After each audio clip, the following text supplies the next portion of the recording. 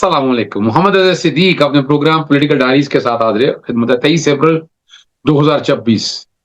بہت سی ایسی چیزیں ہیں جو میں نے آگے جو کہ پورا اسلام آباد تو آپ نے دیکھا پورا بند رہا. ججز کی ٹرانسفر ہے اس پہ کنٹروورسیز میں نے بڑی وضاحت کے ساتھ میں نے بہت ٹویٹ بھی کی اور میں چیزیں بار بار ساتھ شیئر بھی کرتا جا رہا ہوں. اور سڑکوں کی بندش پہ نقصان کتنا ہوا, پھر کس کو مداخلت کرنی پڑی, تو کچھ سنی گئی. منکی باکس پھیل رہا ہے اور اس کو روکنے کے لیے میں نے ایک درخواست لکھی. کل میں انشاءاللہ ایک اور درخواست دائر کر رہا ہوں لاہور ہائی کورٹ میں تاکہ اس کی سماعت ہو سکے.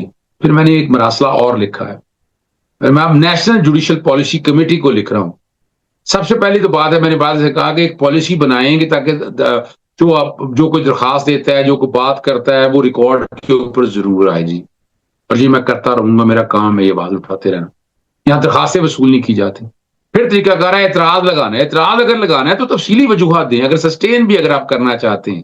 یہ کیا مذاق بنایا ہوا ہے, عدالتوں کے دروازے بند کرنے کا طریقہ کار ہے, اس میں مور لگ جائے گی. یعنی یہ تو اب جوڈیشل آرڈر پاس کریں جو بھی پاس کرنا چاہتے ہیں آپ. پھر آج میں نے اور اب جو مراسلہ لکھا ہے وہ بڑا اہم ہے.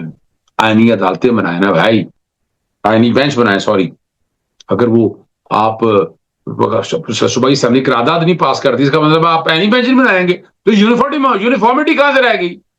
یعنی یہی تو بنیاد ہے. 26 سے 27ویں ترمیم نے آئے تو بھائی وہ بربادی کی ہے ساری باتوں کو. اور یہاں تسیہ افریدی صاحب تھوڑا سا سوچنے لگ گئے ہیں. اللہ کرے کہ باقی بھی سوچنے لگ جائیں, باقی کو بھی کچھ خیال آ جائے, باقی کو بھی سمجھ بوجھ آ جائے کہ ہم حالات کہاں کھڑے ہیں. میں نے لکھا ہے, میں مراسلے لکھتا رہوں گا. اس پہ عمل درآمد ہوتا یا نہیں ہوتا وہ ایک علیحدہ بات ہے. میں اپنے حصے کی شمع جلاتا رہوں گا اور میں نے جلاتے رہنا ہے.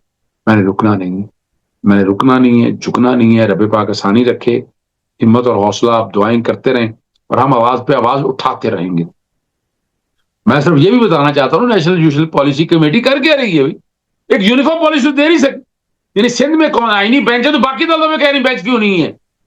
یعنی کیوں صوبائی اسمبلی قرارداد کیوں نہیں پاس کر رہی ہیں؟ میں بار بار لکھ چکا ہوں, میں ایک دفعہ نہیں, میں بار بار لکھ چکا ہوں جناب اعلیٰ, میں بار بار تذکرہ بھی کر چکا ہوں. میرا تو کام ہے آواز اٹھانا اور آواز میں اٹھاتا رہوں گا. آگے کل ہوتا ہے یا نہیں ہوتا, میرا نہیں, کل کوئی یہ گلہ نہیں کرے گا کہ اظہر صدیق نے آواز نہیں اٹھائی. اظہر صدیق ہمیشہ آواز اٹھاتا ہے, بات بھی کرتا ہے, کوشش بھی کرتا ہے. اب بڑی زبردست بات ہے وہ, چلے میں نہیں کرنا چاہتا, لیکن سڑکوں کی بندش کے باعث سے آپ کو پتا ہے اٹک آئل فیکٹری کے یونٹ کو دوبارہ فعال کرنے کے لیے جی ایچ کیو کو مداخلت کرنا پڑی. اور ڈان مخلیق یعنی کی رپورٹ کے مطابق گزشتہ رات ریفائنری تک ٹرانسپورٹ کی بحالی جی ایچ کیو اور وزیر پیٹرولیم کی معاونت اور مداخلت کی, اس کی تصدیق خود ریفائنری انتظامیہ نے کی. یہ ریفائنری وسطی اور شمالی پنجاب کے علاوہ خیبر پختونخوا, آزاد جموں کشمیر اور گلگت بلتستان کی تیل کی ضرورت پوری کرنے میں اہم کردار ادا کرتی ہیں. مزید یہ کہ آئی پی ایز کو فرنس آئل کی فراہمی میں یقینی بنانے تو توانائی کے نظام کے لیے بہت اہم مداخلت جس نے کی ہے آپ کے سامنے, جس کو کرنی چاہیے تھی وہ خاموش بیٹھا رہا. الٹیمیٹلی کون آیا ہے یہاں پر؟ آپ کے سول کا نظام تو فیل ہو چکا ہے ٹوٹل. چپیڑا آپ کے منہ کے اوپر, اتنی بڑی چپیڑا, آپ کو جگہ نہیں ملے گی بات کرنے کے لیے. اور ابھی ایک اور بڑی زبردست بات, 1.5 لاکھ اسامیوں کے خاتمے کا فیصلہ دروازے کو پہلے روزگار کے کیا ہے, اور دوسری طرف آپ کیا ہے, کبھی بانگ اتھارٹی بنا لیں, کبھی جناب وہ اپنا کمپنیاں بناتے رہیں, پرائیویٹ لمیٹڈ کمپنیاں بناتے رہیں. یعنی کوئی تو پوچھنے والا ہو, وہ غریب آدمی کے روزگار بند کرنے. اور یہ اللہ تھلے تو ہے نا کہ کمپنی یہ بنا لے وہ بنا لیں, اور نوجوانوں کی امیدیں اور خواب جو ہے نا اس طرح کے متاثر ہو رہے ہیں. 1.5 لاکھ پہلے ہی ملک بے روزگاری کا جو شکار ہے, اور سوال اٹھنا تو فطری ہے. ایسے اقدامات جو ہے نا آخر کن مفادات کے تحت کون کر رہا ہے, کس لیے کر رہا ہے. یہ معاملہ جو ہے نا محض ملازمتوں کے خاتمے تک محدود نہیں, بلکہ اس رات معاشرتی سطح پر بہت گہرے ہوں گے. اور روزگار میں یاد رکھیے گا, مواقع کم ہونے سے نہ صرف آپ کو یاد رکھیے گا معاشی سرگرمیاں متاثر ہوتی ہیں, بلکہ نوجوانوں میں مایوسی اور بے یقینی بھی پڑتی ہے, اور کسی معاشرے کے لیے بڑی نقصان دہ. فیصلہ کس نے کرنا ہے, دیکھ کون رہا ہے, پوچھے نا جناب.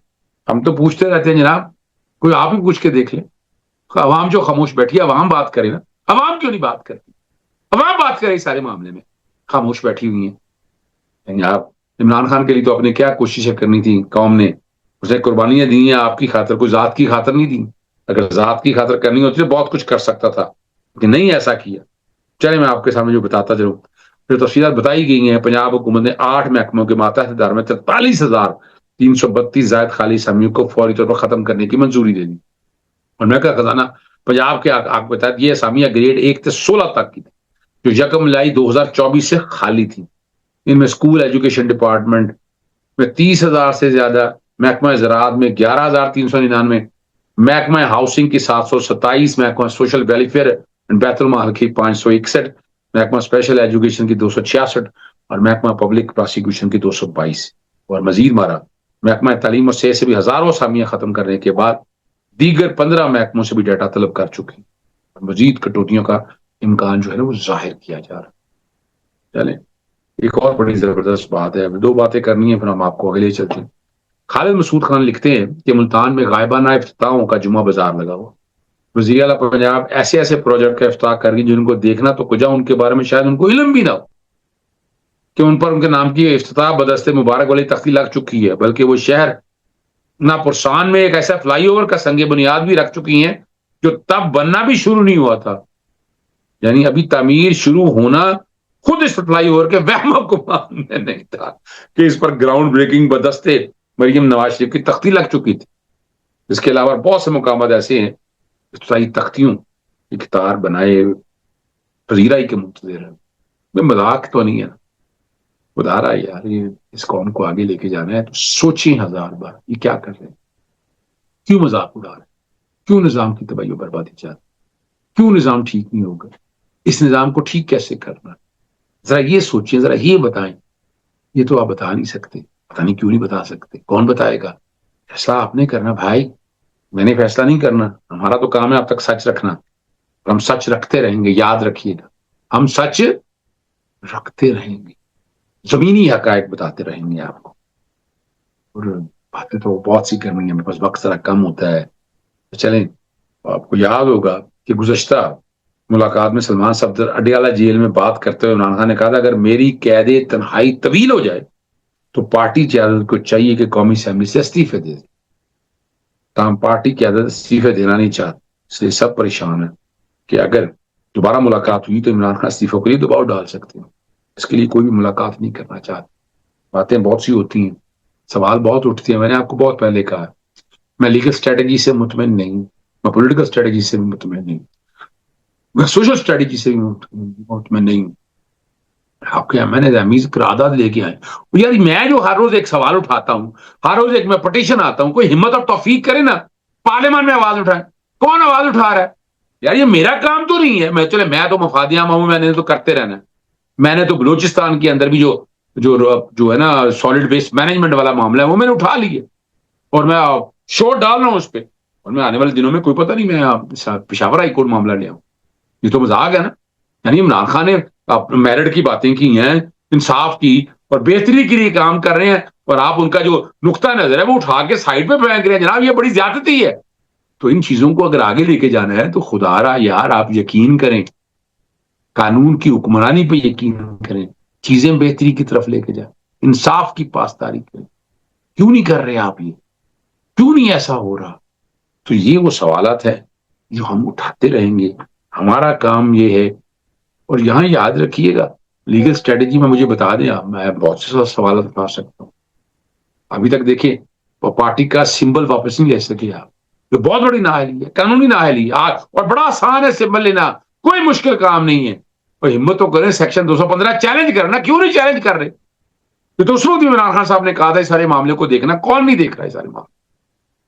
آپ نہیں کر پا رہے، آ جائیں ایک ایک ایشو پہ بات کر کے دیکھ لیتے، یعنی آپ کے ہاتھ سے سمبل چھین کے لے گئے اور آپ آج بھی اس کو چیلنج نہیں کرنا چاہ رہے، چھیڑنا نہیں چاہ رہے۔ آنے والے دنوں میں دوبارہ اس معاملے کو چھیڑوں گا ضرور، میں بات بھی کروں گا، میں حالات اور واقعات بھی لے کر آؤں گا۔